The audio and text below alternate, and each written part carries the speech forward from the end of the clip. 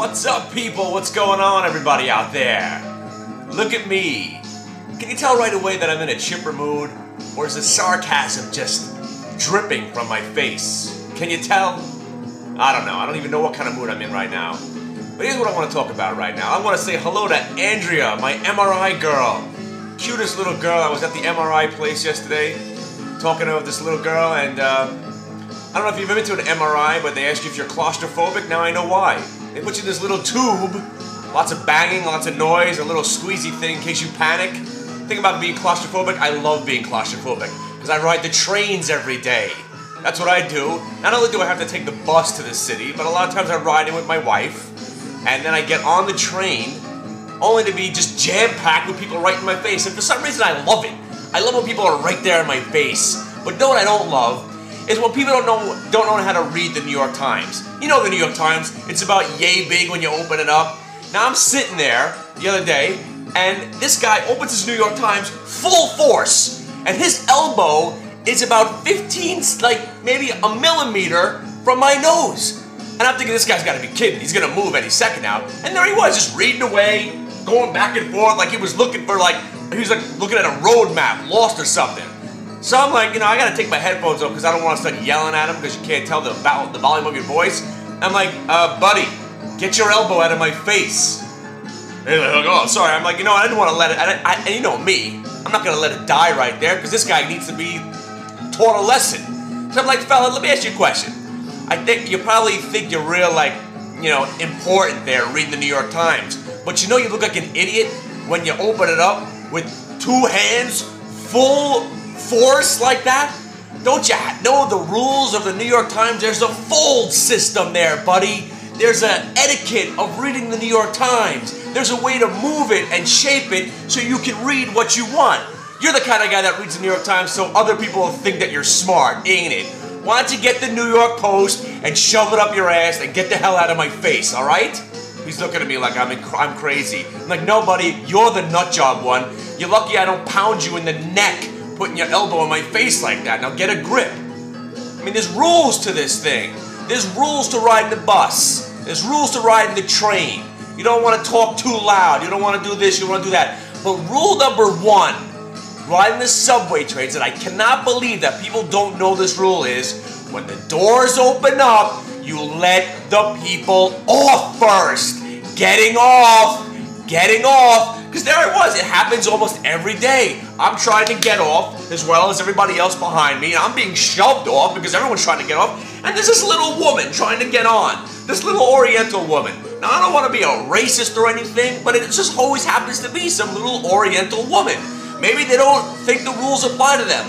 But this was even better. Because not only did she want to rush herself on, but there she was throwing her child over my shoulder like a Chinese star to get the seat that I just left by the window. Woof! She's just chucking this kid.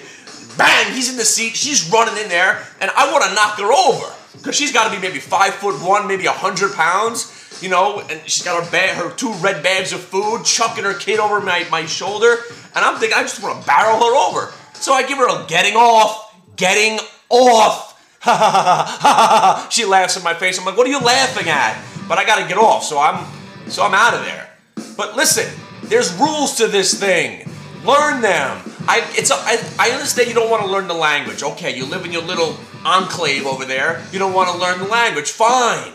But see what goes on around you and embrace what's happening. Learn by others. Getting off. I want to put a cape on soon. And if anybody takes this idea, I'm going to kill you, all right? Because I'm going to put a cape on, I'm going to run through the subway soon, and I'm going to call myself Captain Courtesy! And I'm going to have a little assistant called Etiquette Boy. We're just going to run through the subways, making sure that people aren't fucking with other people. Because if you fuck with other people, we're going to fuck with you. Like the guy who just, you know what, if you're too fat and you got to take up 4 seats, go stand. You're probably better off. If your ass can't fit in one of those seats that is nicely shaped for you, why don't you stand? It's probably better off. Stand, fella. Or go for a jog. Why don't you ride a bike to work? That would save us also. That's why it takes me 2 hours to get to work every day. Because everybody's driving. Where are you driving? You want to get into a car in the morning and drive? At least I can take a nap when I get to on the bus. But why would you want to drive? I see guys driving by themselves. Get a freaking moped. So anyway, yeah, back to this MRI. This girl she was cute. She had the glasses on, so I'm telling her about Suck My Nasdaq. Again, embarrassed about the name, but you know what? I'm not changing the name, Grandma. I'm not changing the name. I know it's embarrassing to tell your friends your grandson has a show and an internet site. It's called Suck My Nasdaq. So you know what I'm gonna do? As I'm gonna come up with I'm gonna buy a couple of different domain names. So then you can tell them what the name is. My grandson is awesome.com, and that'll point to suckmynasdaq.com. How's that? That's what I'm gonna do. Something like that. And if somebody goes out there and buys my grandson is awesome.com, I'm gonna kill you too. Stop taking my ideas, Kramer. I know Kramer's gonna probably go out there and buy that name. Because how come it seems like, oh wait, I did some Rastafarian stuff on my show, and next thing you know, he's wearing a Rasta wig. Oh, and then what happened? I start going outside, and next thing you know, he's doing street interviews. Oh my God! Do you think he's watching my show? Hi, Kramer. Hi, baby. You're so sexy. You're so sexy, Kramer. I love when you rolled up your sleeves like you're down. You're ready for business. You're ready for business with your rolled up sleeves. Ooh, you're so hot. I love you. Why don't we get together? We'll have cocktails. Me and you. The high balls are on me. It's an old joke from Buddy Hackett. What did the giraffe say when he walked into the bar? He said, the high balls are on me! All right, I gotta go. So what's up, Andrea at Colts Neck High? What's up, everybody over at Colts Neck High? When'd you like to have me as a teacher? Because I'm coming for you guys. I'm coming for you kids one day. When I give up this Wall Street stuff, yeah, I'm gonna be a teacher. That's what I always wanted to do, just have a captive audience. You gotta listen to what I'm saying. We'll learn about the history. I've always wanted to make a course. Originally, before any of this got started, when I actually took school serious, I was a history major. Oh my God, if you can believe that. You know why? Because I wanted to learn what the hell happened to Russia. That's what I want to do. I want to start a curriculum called What the Hell Happened to Russia? Because all we learned as children was that they were the enemy. This is what they do. It's the USSR and blah, blah, blah, blah, and all that stuff. And now there's 750,000 different countries would stand this and stand that.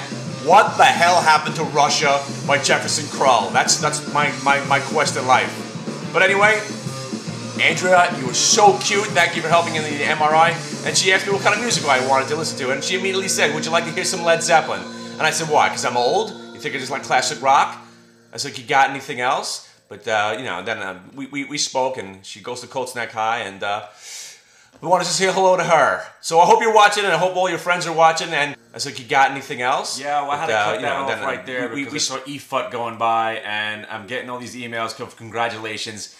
Now, if I haven't made myself perfectly clear, I would never hold a company like Efut overnight. What the hell do they do? I don't want to be concerned with if they're going to go out of business overnight, like it's another China stock. I'm not in it. And I'm not even trading today.